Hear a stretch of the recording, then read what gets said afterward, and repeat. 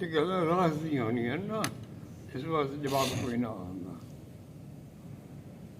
بخت نصر کی اس قسم کے عجوبے اس زمانے وچ ہوندے رہندے ہے، ہن کوئی نہیں۔ بخت نصر کی خواب کی تعبیر۔ کعب الاخبار کہتے ہیں کہ بخت نصر نے بنی اسرائیل کے قتل و غارت کے بعد ایک نہایت ڈراؤنا خواب دیکھا، لیکن اسے بھول گیا۔ کاہنوں اور ساحروں کو بلا کر خواب اور تعبیر خواب دریافت کی۔ انہوں نے کہا تم اپنی خواب بتاؤ تاکہ اس کی تعبیر کریں۔ وہ غصہ میں آ کر کہنے لگا میں نے تمہاری مدت مدید تک اس لیے تربیت کی ہے کہ تم خواب اور اس کی تعبیر سے عاجز رہو۔ میں تمہیں 3 دن کی مہلت دیتا ہوں تاکہ تم میرے خواب کی تعبیر بیان کر سکو، ورنہ تمہیں قتل کر دوں گا۔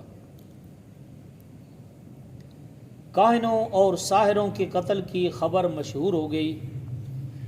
ان دنوں حضرت دانیال علیہ السلام بخت نصر کی قید میں تھے۔ انہوں نے ایک کہنے والے کو کہا کیا تو مجھے بادشاہ کے سامنے لے جا سکتا ہے؟ میں اس کی خواب اور تعبیر جانتا ہوں۔ کہنے والے نے بخت نصر کو بتلایا۔ اس نے حضرت دانیال کو اپنے ہاں بلایا، لیکن حضرت دانیال علیہ السلام نے اسے اس کی قوم کی عادت کے مطابق سجدہ نہ کیا۔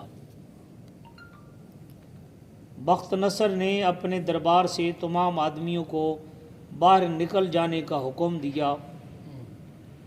پھر حضرت دانیال سے مخاطب ہو کر کہنے لگا تو نے مجھے سجدہ کیوں نہیں کیا؟ انہوں نے کہا میرا خدا ہے جس نے مجھے اس شرط پر علم تعبیر رؤیا عطا کیا ہے کہ میں غیر خدا کو سجدہ نہ کروں۔ مجھے ڈر تھا کہ سجدہ کرنے کی صورت میں میرا علم سلب نہ کر لیا جائے اور میں تمہارے خواب کی تعبیر سے عہدہ برآ نہ ہو سکوں اور تو مجھے قتل کر دے۔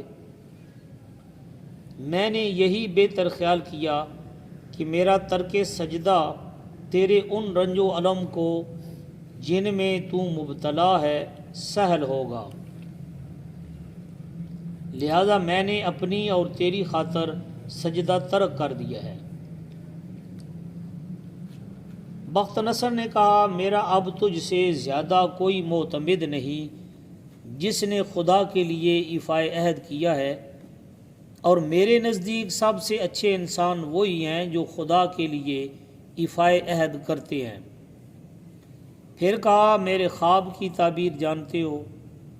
انہوں نے کہا ہاں، تو نے ایک بہت بڑا بت دیکھا ہے جس کی آنکھ سونے کی، کمر چاندی کی اور چتڑ تانبے کے، پنڈلیاں لوہے کی اور دونوں سرین کے درمیان پیٹھ کی ہڈی مٹی کی بنی ہوئی تھی۔ جب تو نے انہیں غور سے دیکھا تو ان کی ساخت کی خوبی نے تجھے حیران کر دیا۔ اچانک آسمان سے ایک پتھر گرا جو اس کے سر کے درمیانی حصے پر لگا، جس سے شدید ضرب لگی یہاں تک کہ وہ پس کر آٹا ہو گیا۔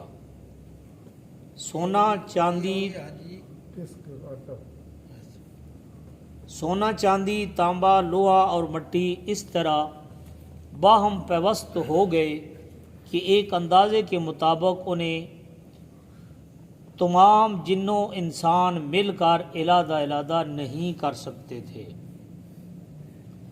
اور اگر ہوا چلتی تو وہ بکھر کر رہ جاتے۔ پھر تو نے دیکھا کہ وہ پتھر جو آسمان سے گرا تھا اس نے اوپر اٹھنا شروع کر دیا اور برخاست کے ساتھ ساتھ بڑا ہوتا گیا، یہاں تک کہ اس نے تمام زمین کو اپنی گرفت میں لے لیا۔ پھر ایسا ہوا کہ تجھے زمین و آسمان اور اس پتھر کے علاوہ کوئی چیز نظر نہ آتی تھی۔ بخت نصر بولا بالکل درست ہے، اب اس کی تعبیر بھی بتائیے۔ کوئی ہونا پڑھانے کی بات بھی پوری بھی سمجھ آتی، اکبر پڑھ کا پڑھا۔ یہ موقع پہ تھوڑے جی۔ اچھا حضرت دانیال نے فرمایا کہ بت مختلف اقوام کا تھا، سونا وہ قوم ہے جسے تو جانتا ہے، اور چاندی وہ قوم ہے جس کا تیرا بیٹا تیرے بعد بادشاہ بنے گا، لیکن تانبے کا اطلاق اہل روم پر ہوتا ہے، اور لوہے سے مراد ملک فارس ہے، اور مٹی سے مراد وہ دو عورتیں ہیں جو روم اور فارس کی ملکہ بنیں گی، اور وہ پتھر جس نے سب کو پاش پاش کر دیا وہ دین ہے جو آخری زمانہ میں ظاہر ہوگا، اور رب العزت عرب سے ایک پیغمبر صلی اللہ علیہ وسلم مبعوث فرمائے گا جو تمام ادیان کو منسوخ کر دے گا اور تمام زمین پر قبضہ کر لے گا۔